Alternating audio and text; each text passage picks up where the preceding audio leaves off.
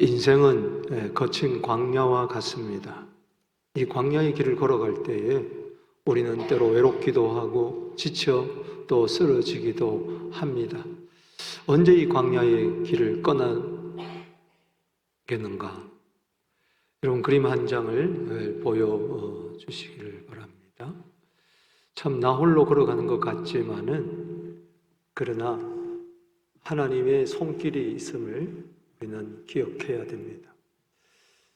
오늘 창세기 16장 7절 말씀에 보면 여호와의 사자가 광야의 샘물 곁 곧 술길 샘 곁에서 그를 만나 그랬습니다. 우리 한번 읽어보겠습니다. 시작. 여호와의 사자가 광야의 샘물 곧 술길 샘 곁에 그를 만나. 술 좋아하시는 분은 성경에도 술길이 있구나 여러분 그렇게 생각하면 안 됩니다. 여기 보면은 광야란 말이 나오고 만나란 말이 나와요. 따라합시다. 광야의 만나. 출애굽 시대에 광야에서 하늘에서 만나가 내렸죠. 광야의 만나가 뭘까? 오늘 여기 광야의 만나가 나오는데 바로 하나님이십니다. 할렐루야. 좀 썰렁합니까? 예. 따라합시다. 광야의 만나는 하나님이시다. 아멘. 오늘 여러분들은 어떤 종류의 인생의 광야를 만나고 있습니까? 오늘요, 절대 하나님은 나 혼자 버려두지 않는 것을 믿으시기 바랍니다. 푸른 초장, 시내 물가에서만 하나님을 만나는 것이 아닙니다. 어떤 면에서는 더 깊이 본질적으로 하나님을 만날 수 있는 것은 사망의 음침한 골짜기와 같은 광야인 줄로 믿습니다. 여러분, 사람이 변화될 때에 언제 변화되느냐? 고난을 통해서 배울 때입니다. 그래서 시편 119편 71절에 내게 고난당한 것이 내게 유익이라 그랬습니다. 왜? 고난을 통해서 주의 윤리를 배웠기 때문에 그렇습니다. 우리는 예수 믿을 때에 광야에서 벗어나는 것이 아니라 광야라는 고난의 광야를 통해서 하나님을 더 깊이 체험하기 때문에 어떤 면에서는 광야는 우리에게 꼭 필요한 학교입니다. 하나님을 만나는 학교인 것입니다.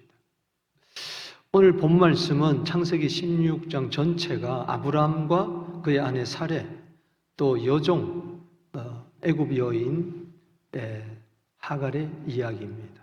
오늘 하갈이 광야에서 하나님을 만났습니다. 오늘 여러분도 고난의 현장에서 주님을 만나게 되기를 바랍니다. 왜 나에게 이런 고난이 왔나? 여러분, 원망하거나 또 낙심하거나 절망하지 말고 살아계신 하나님을 만나게 되기를 바랍니다.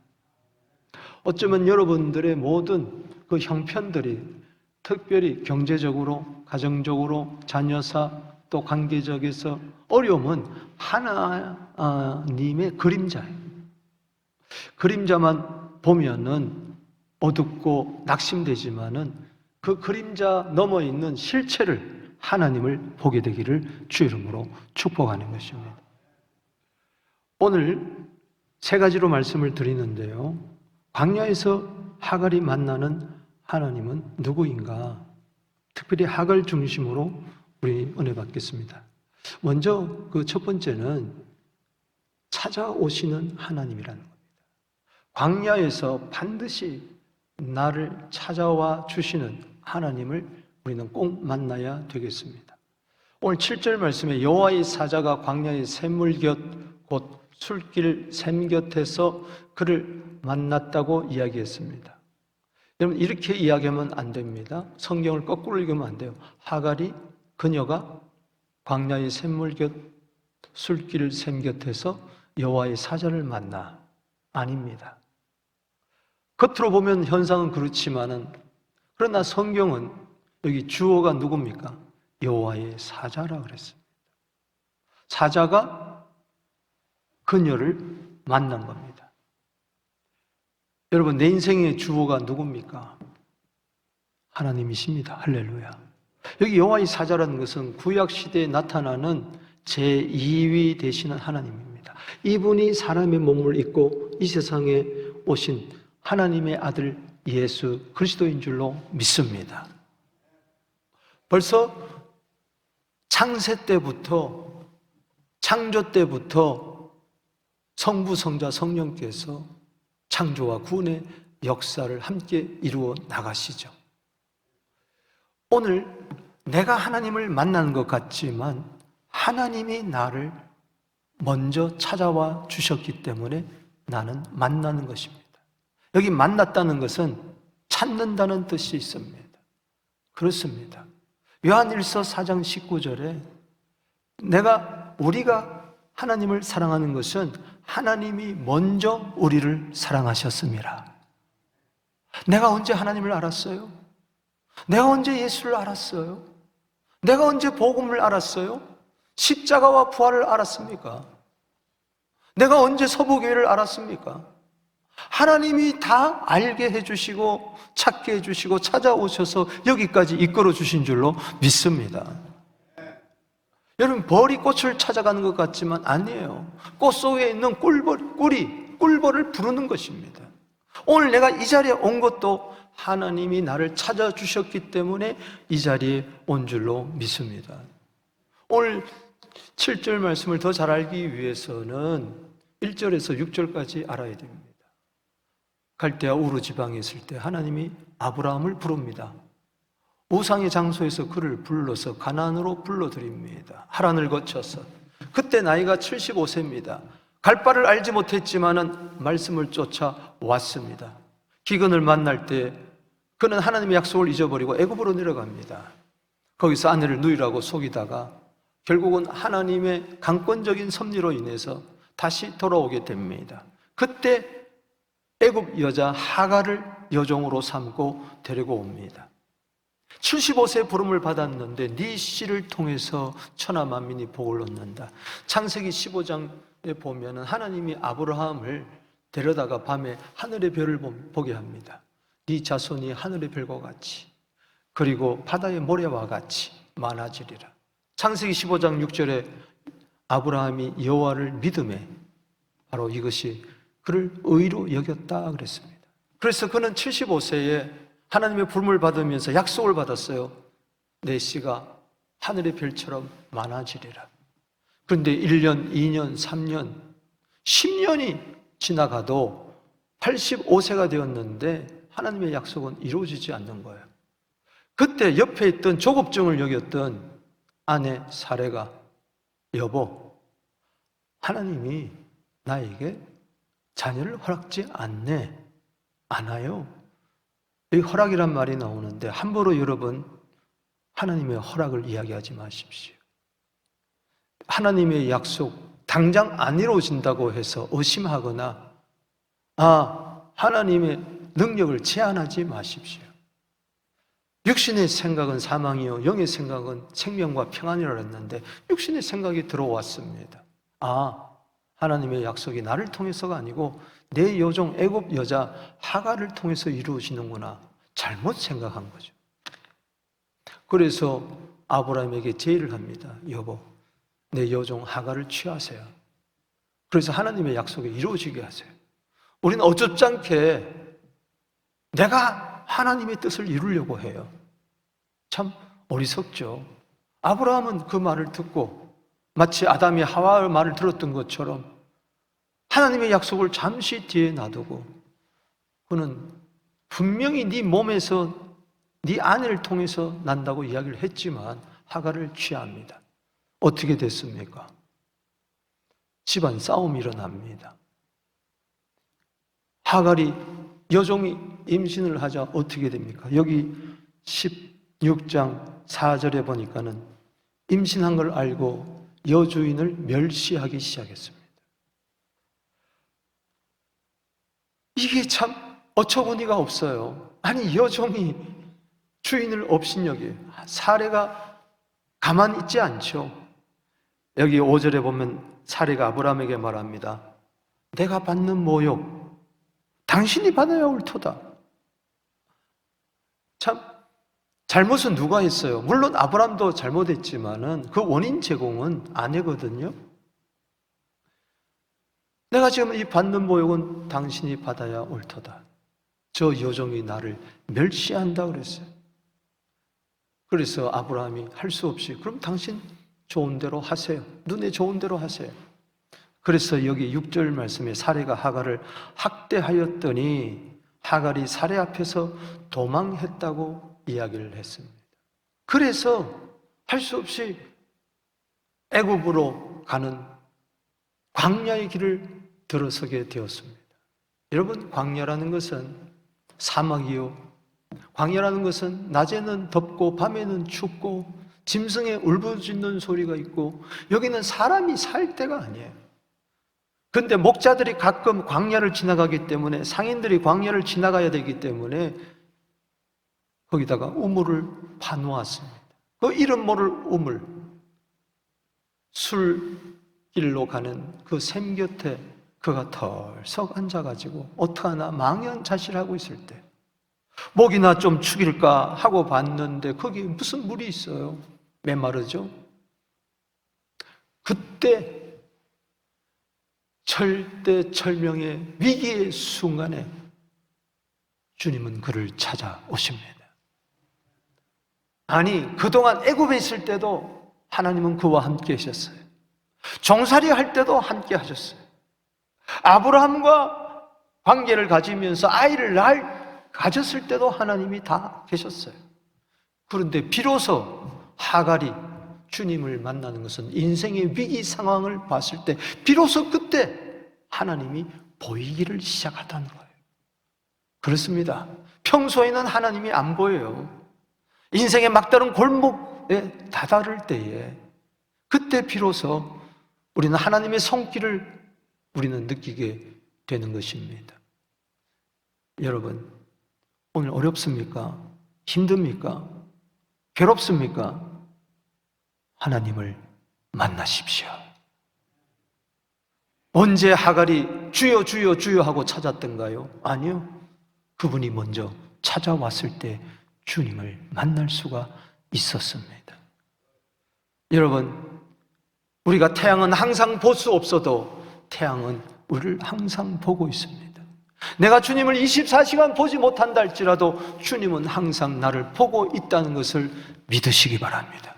오늘도 이 시간에 주님 내 앞에 계십니다. 그분을 바라보십시오. 힘들다고만 하지 말고, 어렵다고만 하지 말고, 나의 진정한 생명이요 소망이요 반석이시요 위로자요 그분을 만나 새롭게 출발하게 되기를 주 이름으로 축원합니다. 여러분, 누가복음 15장 4절 말씀에 뭐라고 그랬습니까? 너희 중에 어떤 사람이 양 100마리가 있는데 그 중에 하나를 잃으면 99마리를 들여두고 그 잃은 것을 찾아내기까지 찾아내지 다니지 아니하겠느냐. 5절에도 찾은 즉 어깨에 메고 7절에도 찾은 즉 찾았으니 동네 사람들 모아놓고 잔치를 벌인다. 찾는다 찾는다 찾는다 찾는다. 이런 드라크마를 찾는다. 이런 아들을 찾는다. 오늘도 여러분, 하나님은 고난당한 자를 버려두지 아니하고 억울한 자들을 버려두지 아니하고 넘어진 자를 버려두지 아니하고 피곤한 자를 넘어두지 않고 오늘도 찾고 찾을 때까지 찾는 줄로 믿으시기 바라는 것입니다. 여러분, 죄 많은 여인, 동네 사람들에게 손가락질 받고 유대인뿐만 아니라 사마리아 사람들 그 자체 동네에서도 손가락질 받던 수가성 여인, 누가 찾았습니까? 그가 어떻게 예배자가 되고 전도자가 되었습니까? 그가 먼저 인생이 힘들어서 외로워서 예수님을 찾은 게 아닙니다. 예수님이 외로워하는, 부끄러워하는 열등의식에 사로잡혀 있는 그에게 먼저 찾아온 줄로 믿으시기 바랍니다. 유대인들은 사마리아 사람을 상종치 않은데 요한복음 4장에 보니까는 부지런히 예수님은 정오 12시의 시간에 맞추어서, 왜? 수가성이 여인이 12시에 물길로 오는 거 아니까 다 잠을 자는 시간에 부끄러워서 몰래 와서 물을 길러 오는 그 여인의 시간을 정확하게 아셔서 12시 전에 우물가에 털썩 행로에 피곤하여 주저앉았습니다. 그때 12시가 되니 저벅저벅 여인이 물동이 들이고 온 거예요. 나에게 물 좀 달라. 아니, 당신은 유대인이면서 사마리아인과 상종하지 않는데 개같이 취급하는데 당신은 어떻게 나에게 물을 달라고 합니까? 네가 이 물을 마시면 다시 목마르거니와 14절에 내가 주는 물을 마시면 영원히 목마르지 아니하라니 네 속에서 영생하도록 솟아나는 샘물이 되리라. 여러분, 누가 먼저 찾아왔습니까? 오늘도 여러분 주님 찾으려고 여러분들이 애쓸 거 없어요. 내가 주님 찾는 것은 딴 거 없어요. 주님이 나를 찾아와 만나 주시는구나. 아멘이십니까? 오늘도 광야와 같은 인생을 살아갈 때에 어쩌면 우리 가정이 광야고 교회가 광야고 내 직장이 광야고 내 마음이 광야라 할지라도 주님은 찾아오셔서 광야에 길을 내시고 사막에 강을 내실 줄로 믿습니다. 세일을 행하실 주님을 찬양합니다. 어디서부터 세일을 행하느냐? 광야에서부터, 고난의 현장에서부터. 두 번째, 광야에서 만나는 하나님은 다 아시는 하나님이라는 것입니다. 8절 말씀에 이르되 사라의 여종 하가라. 따라합시다. 사라의 여종 하가라. 얼마나 놀랐겠어요. 아니, 이분이 내가 누구인지를 알아요. 나의 신분을 알아요. 내 이름을 알아요. 네가 어디서 왔으며 어디로 가느냐? 깜짝 놀랐어요. 그냥 얼떨결에 대답합니다. 억울한 마음에 나는 내 여주인 사례를 피해서 도망합니다. 그렇습니까? 하갈은 아무 잘못이 없습니까? 멸시했잖아요. 모욕했잖아요. 아이 좀 가졌다고. 그런데 그것은 딱 숨기고 여의준에게서 학대받는 것만 그렇게 넋두리를 늘어놓는 겁니다. 지금 몰라서 그러겠어요? 하갈의 과거를 몰라서, 현재를 몰라서, 미래를 몰라서 그렇겠어요? 네가 어디서 왔으며 지금 어디에 있으며 넌 지금 어디로 가려고 하느냐? 인생은요 간단해요. 어디서 왔으며 어디에 있으며 어디로 가느냐? 잠언 27장 1절에 너는 내일 일을 자랑하지 말라. 하루 동안에도 무슨 일이 일어날는지 모른다 말이야. 잠언 16장 25절에 네가 이 길이 옳다고 생각하고 그 길을 가는데 필경은 사망의 길이다. 우리 인생은 한 치 앞을 알지 못해요. 언제 뒤집어질지 모릅니다. 여러분, 미국의 비행기가 토론토 공항에 내리는데 그 빙판길에 쓱 넘어지면서요 자동차만 발음이 좀 헷갈리네. 뒤집히는 줄 알았는데요 그 큰 비행기가 확 뒤집히다. 사람들이 박쥐처럼 동동동동 매달려가지고 이제 착륙하려고 하니까는 이걸 쳤겠죠. 안전벨트를 했겠죠. 졸지에 뒤집혀가지고. 여러분, 내 자녀가 졸지에 뒤집힐 수 있어요. 우리 가정이 졸지에 뒤집혀요. 교회가 졸지에 뒤집혀요. 목사가 졸지에 뒤집힐 때가 있어요. 왜 그럽니까? 네가 네 인생 책임지는 게 아니다. 내가 너의 인생 책임진다. 할렐루야. 주님 내 사정 모를 것 같아요. 시편 139편 4절 전체가 하나님이 안다는 건데 139편 4절에 모르는 것이 하나도 없다. 아시지 못하는 것이 하나도 없다. 따라합시다. 아시지 못하는 것이 하나도 없다. 지금 멀리서도 내 생각을 다 통촉하세요. 오늘 여러분들이 안고 일어섬을 다 아신다 그랬어요. 내 과거, 현재, 미래 다 아세요. 사랑하는 성도 여러분, 내 과거 잊어버렸는데요 주님은 다 아세요. 지금 내가 어디에 있는지도 모르는데 주님은 아세요. 어디로 갈지도 모르는데 애굽으로 가봐요. 여러분, 주인의 집을 떠난 종은요 죽음입니다. 그 당시 법은요 죽어버려요. 만약 발각되면은 그 여자의 신분과 정체가 발각되면은 그는 죽을 수밖에, 돌에 쳐 죽임을 당할 수밖에 없는 그런 신세요. 피하여 도망간다고요?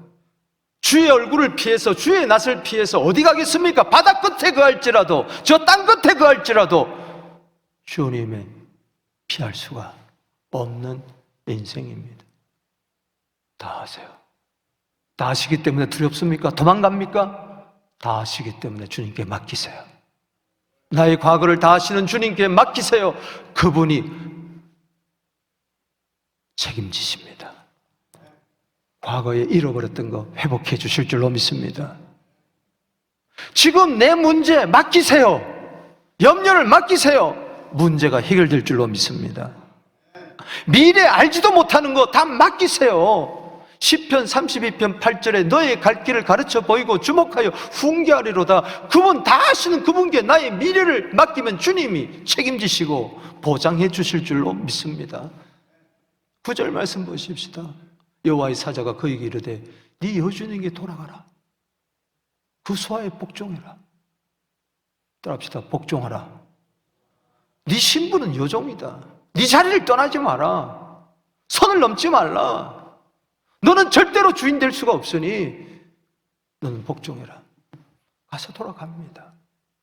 사라의 학대받는 그 사례, 그 속으로 기어 들어갑니다. 왜? 사람에게 복종하는 것 같지만은 먼저 하나님의 말씀에 순종하는 것입니다. 10절 말씀에 보니 여호와의 사자가 그에게 이르되 내가 네 씨를 크게 번성하여 그 수가 많아 셀 수 없게 하리라.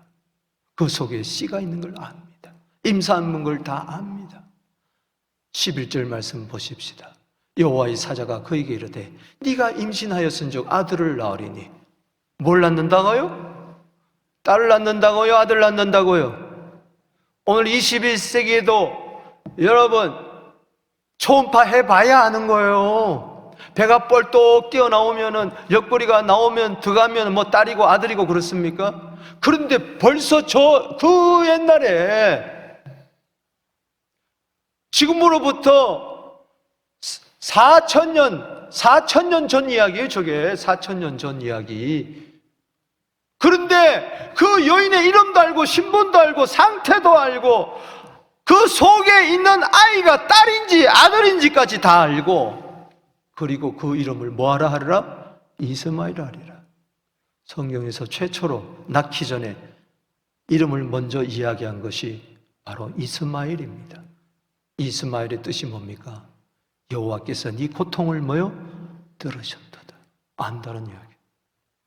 하나님은 여러분의 고통을 다 아십니다. 부모가 몰라준다 할지라도, 남편이 아내가 몰라준다 할지라도, 심지어 자식이 친구가 몰라준다 할지라도 주님은 네 고통, 네 눈물 다 안다. 광야에서 만날 하나님이십니다. 시편 56편 8절 말씀에 광야에서 나의 유리함을 주께서 계수하셨으니 나의 눈물을 주의 병에 담으소서. 이것이 주의 책에 기록되지 아니하였습니까? 다윗의 황금시, 믹담시예요. 여러분 시편 56편 표저에 보면은 다윗이 사울의 군사를 피해서 3,000명의 군사를 풀어놓고 그를 잡으려고 할 때에 광야로 토굴로 동굴로 더 이상 숲으로 갈 데가 없어서 적군의 땅, 블레셋 땅까지 들어갑니다. 거기서 발각이 돼요. 미친 채 하면서 침을 질질 흘리면서 도망쳐 나올 때 지은 시가 다윗의 황금시, 믹담시였습니다. 그때 그렇게 이야기했어요. 나의 유리함을, 방황함을, 광야에서 이리지도 못하고 저리지도 못하고 더 이상 숨을 곳이 없는 도간의 지와 같은 나, 주께서 그 모든 걸음걸음을 계속 카운트하셨으니 나의 눈물을 주의 병에 담아 주옵소서. 따라합시다. 나의 눈물을 주의 병에 담아 주소서. 이것이 주의 책에 기록되지 아니하였나이까. 이게 무슨 이야기예요?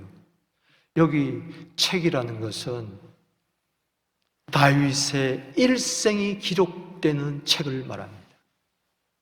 다윗이 태어날 때부터, 모태에서부터 어머니가 죄 중에 나를 잉태하였나이다. 그때부터 다윗이 70세에 죽었는데 그때까지 기록되는 모든 개인의 일상의 책이 바로 그것을 이야기합니다. 하나님은요, 오늘도 여러분들이 책을, 여러분에 대한 책에다가 다 지금 기록하고 있습니다. 아멘이십니까? 이 말은 다 안다는 거예요. 철저히 안다는 거예요. 그날에 가서 책 보자. 네가 뭘 했느냐 보자. 생명책에, 행위책에 바로 두 가지 책이 개인에게 있습니다. 생명책은 단수요, 행위책은 복수입니다. 계시록 20장 11절에서 15절의 이야기입니다. 거기 따라 구원과 심판이 있습니다. 생명책에 기록되어 있으면 구원받을 것이고, 생명책에 이름이 없는데 행위책 보니까 죄밖에 기록된 게 없구나. 너는 지옥이다. 그런데 예수 믿는 사람은 생명책에 기록됐으니 구원이고, 행위책을 보자. 태어날 때부터 죽을 때까지 한번 보자. 그런데 잘못된 것은 하나도 없어. 다 예수의 피로 도말해버렸어. 할렐루야. 소자에게 냉수 한 그릇 대접한 것까지라도, 오늘 이 자리에 앉아 예배드린 것까지라도 다 기록되어 그날의 상급이 되더라. 할렐루야. 아멘이십니까? 얼마나 놀라운 이야기예요.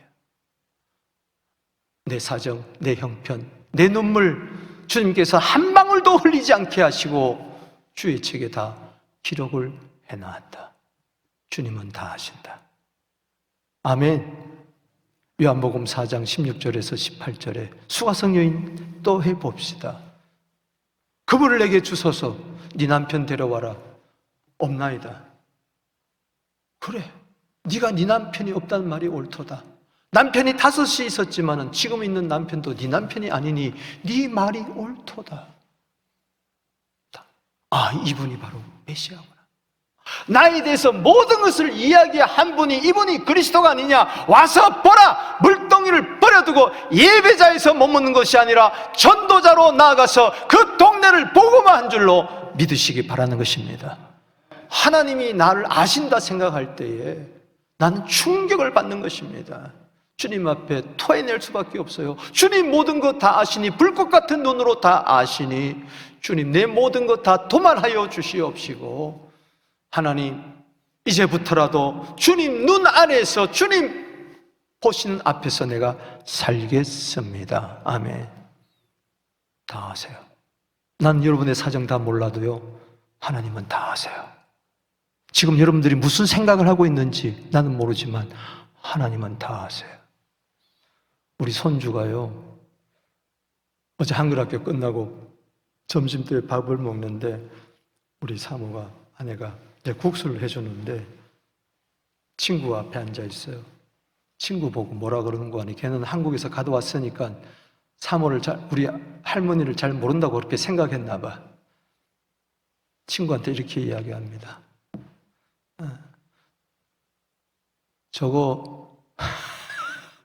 저거는 내 엄마의 엄마야. 그렇게 그래. 저거는 내 엄마의 엄마야. 사랑하는 성도 여러분, 아이도 안다고 그렇게 이야기하는데 그게 얼마나 어줍잖게 아는 거예요. 하나님은 그렇게 아는 게 아니에요. 완벽하게 압니다. 할렐루야. 머리부터 발끝까지 다 압니다. 내가 어디서부터 왔으며 어디에 있으며 어디로 가는 거 주님이 다 아시는 줄로 믿으시기 바랍니다. 내 염려를 다 아시니, 베드로전서 5장 7절에 네 염려 다 주께 맡겨라. 주께서 너희를 돌보심이라. 그래서 세 번째, 광야에서 만나는 하나님은 보살펴 주시는 하나님, 돌보시는 하나님. 13장 하갈이 자기에게 이르신 여호와의 이름을 나를 살피시는 하나님이라 하였으니, 따라합시다. 살피시는 하나님, 감찰하시는 하나님. 그냥 아실 뿐만 아니에요. 도와주신다는 거요.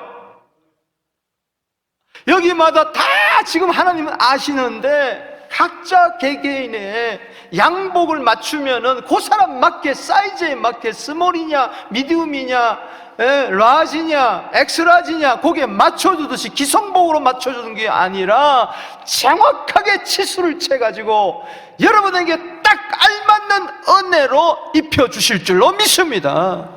비교하지 마십시오. 안성맞춤으로 딱 맞게 나에게 은혜를 베풀어 주신 줄로 믿습니다. 그러니 아시지요, 아시지요, 아시지요, 주님. 그 말은 뭐예요? 주님이 다 알아서 보살펴 주신다는 이야기인 줄로 믿습니다. 옛날 성경에는 감찰하시는 하나님, 나를 다 보고 살펴주시는 하나님. 역대하 16장 9절에 하나님은 온 땅을 두루 감찰하사 전심으로 자기를 향하는 자에게 능력을 베풀어 주시나니. 믿습니까? 여러분 14절을 보십시다. 읽어봅니다. 시작. 이름으로 그 샘을 브엘라 헤로이라 불렀으며 그것은 가데스와 베레사에 있더라. 따라합시다.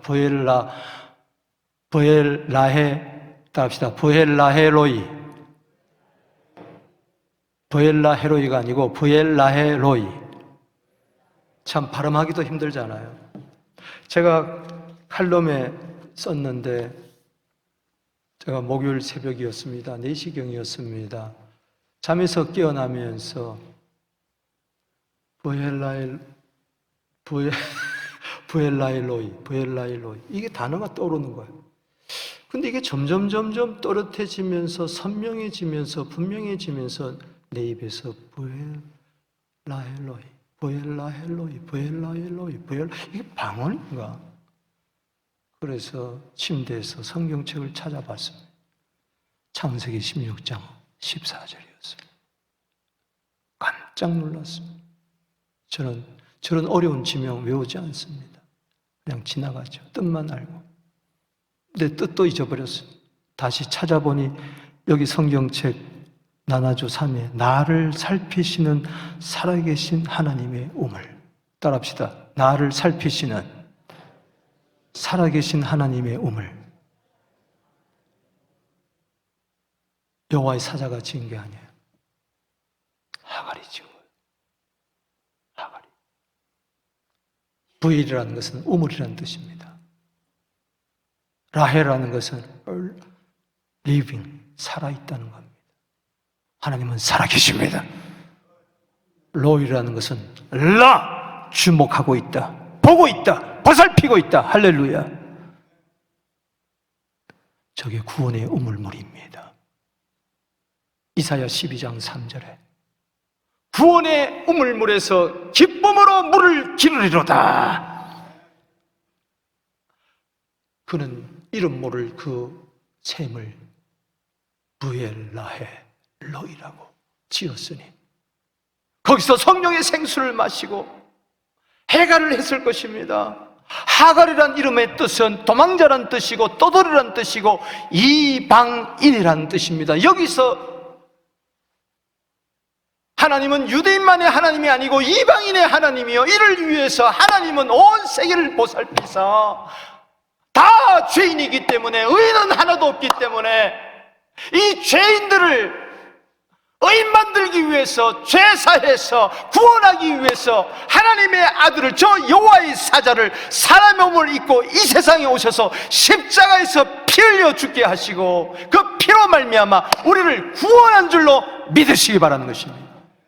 여러분, 사도행전 7장 38절에 광야교회란 말이 나옵니다. 광야교회가 바로 뭐냐? 우리가 브엘라헬로이, 여기서 우리는 구원의 우물물에서 광야와 같은 이 세상을 살면서 목을 축이면서 성령의 생수를 마시고 이 세상에서 광야의 길을 지나 저 가나안 땅에 들어가는 줄로 믿으시기 바라는 것입니다. 브엘라헬로이. 여러분,